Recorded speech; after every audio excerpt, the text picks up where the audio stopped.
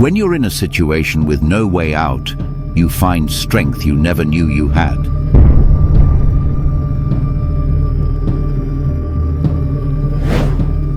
I knew that if I stopped to think about what I was doing, I would probably not be able to continue. My survival instinct was guided by autopilot and supported by the realization that it was now or never.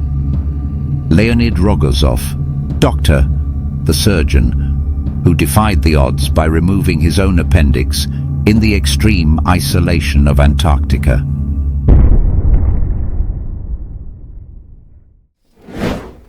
What drives a person to cut into their own flesh to save their life?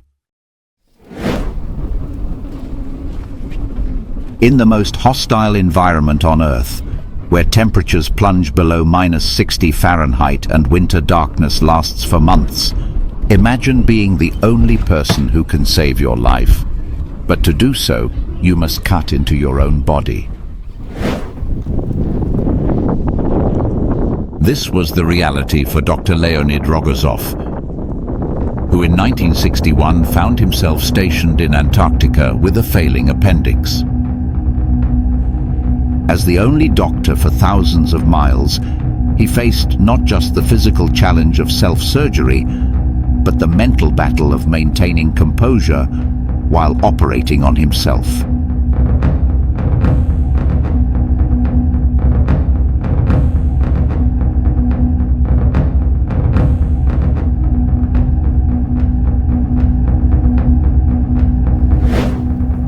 Using a mirror and local anesthetic, he fought through pain and exhaustion to complete an operation that would become legendary in medical history.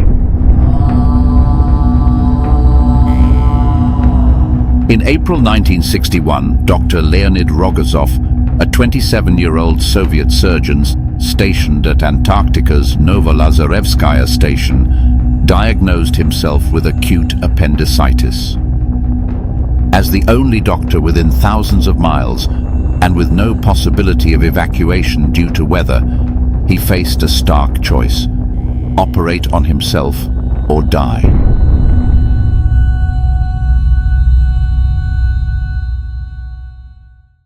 With two station members assisting, one holding a mirror and lamp, another handling instruments, Rogozov began the surgery using local anesthetic.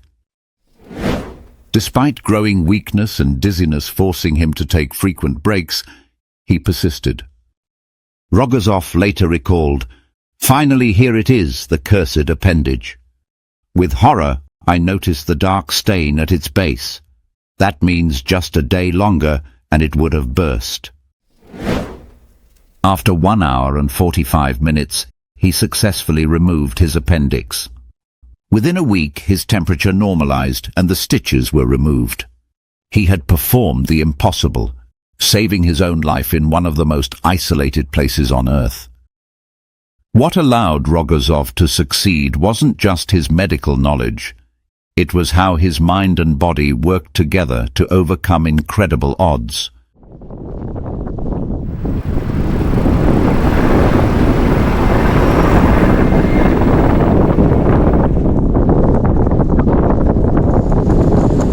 How does the human brain cope with such an extraordinary situation? The hardest part, as he later wrote in his journal, was locating and removing the inflamed appendix. The intense pain, combined with the physical strain of operating in such a position, made him feel dizzy and weak. He paused every few minutes to rest, giving himself time to recover before continuing. "Every 4 or 5 minutes I rested," he wrote. "I felt very weak and sick at heart." Pain is like a warning signal in your body. If something is wrong, like touching something hot or getting hurt, your nerves send a message to your brain saying, "Hey, there's a problem." But how intense that pain feels doesn't just depend on the injury itself. It also depends on how your brain interprets it. Imagine having a tiny paper cut. If you're doing something fun, like playing a game or hanging out with friends, you might not notice it much. But if you're stressed or paying lots of attention to the cut, it might feel way worse. That's because your brain decides how bad the pain feels.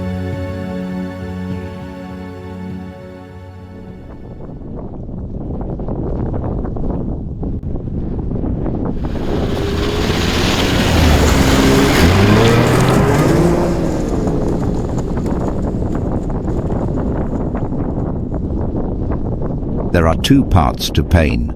The physical part, which is the sensation happening in your body. The emotional part, which is how your brain reacts to it. Your emotions, stress level, and focus can either make the pain feel worse or less intense. How did he overcome fear and stay focused during difficult tasks? I did not permit myself to think too much about the difficult task ahead. Otherwise, I'd lose my courage. I just got ready and set to work. Rogozov stayed calm and reminded himself why this surgery was necessary. It was to save his life. This sense of purpose blocked the fear and panic that might have made the pain feel worse. In situations where survival is on the line, our brains and bodies have backup systems to help us stay focused and push through pain or fear. His brain didn't let fear or pain take over because he focused 100% on surviving.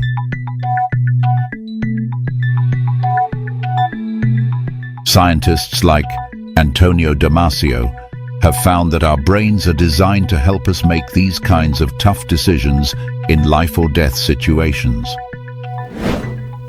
What was his critical moment during surgery? At the worst moment of all, I heard a sound in my heart like it was muffled. It became harder and harder to breathe. I thought I might not pull through.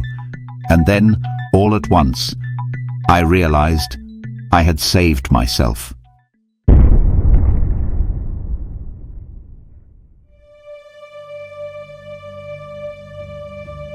Even in day-to-day life, we do smaller versions of what Rogozov did. People run marathons, work long hours without much sleep, or pull through tough situations because their brain helps them ignore discomfort when they focus on a bigger goal. What was his mindset before beginning the surgery?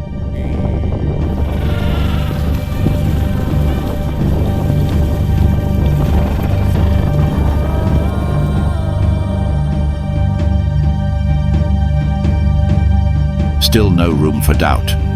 If I don't operate, I will die. It's as simple as that.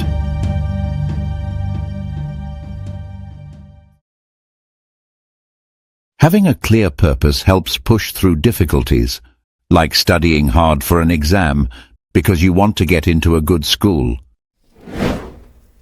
What was his fear of failure during the procedure? I was scared, but that single thought, "There's no one around to help me," drove me forward.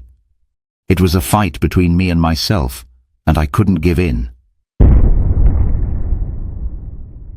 What was the strain of performing surgery while conscious? It was extremely awkward and difficult to operate in a mirror. Everything is reversed. Rogozov's thoughts played a critical role. He didn't let fear or doubt cloud his mind. Like the Stoic philosopher Epictetus once said, "Man is troubled not by things, but by the views he takes of them." Rogozov's brain produced endorphins, the body's natural painkillers, which helped him stay focused. Stress also triggered the release of adrenaline, giving him a burst of energy and sharpening his focus. These chemicals combined to reduce his perception of the intense pain.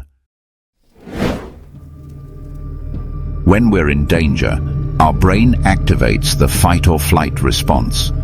This floods your body with adrenaline to make you act quickly and suppresses pain so you can focus on survival. If a dog is chasing you, your foot might step on a sharp rock, but you won't feel it until you're safe. Your brain is keeping you from focusing on pain, so you can run faster. Psychiatrist Viktor Frankl, a Holocaust survivor, wrote about how finding meaning in suffering helps people endure the unthinkable. Rogozov found meaning in every cut and stitch. If I don't operate, I will die. Our brain is like a TV with volume control. Just as you can turn down loud commercials, your brain can turn down pain signals when you're focused on something important. Remember when you've hit your toe on furniture, but if you're running late for work, you barely notice it? That's your brain being too busy to focus on the pain. Have you ever been so excited or scared that you didn't feel hungry or tired? That's adrenaline at work. It's the same thing that helps people lift heavy objects in emergencies, like a parent lifting a car to save their child. Dr. Leonid Rogozov's incredible story shows how the human body and mind can achieve the seemingly impossible when faced with life-or-death situations. When he had to perform surgery on himself in Antarctica, his medical training, mental focus, and survival instinct all worked together to help him succeed. His body's natural stress response helped reduce the pain, while his determination and professional knowledge guided him through the procedure. The attention never suited Rogozov. He simply returned to his hospital work the day after coming home. His legacy, though, lives on. Today, appendectomies are mandatory for Antarctic explorers from countries like Australia. When faced with death in Earth's coldest desert, Rogozov proved that the strongest surgical tool isn't the scalpel. It's the unstoppable human spirit.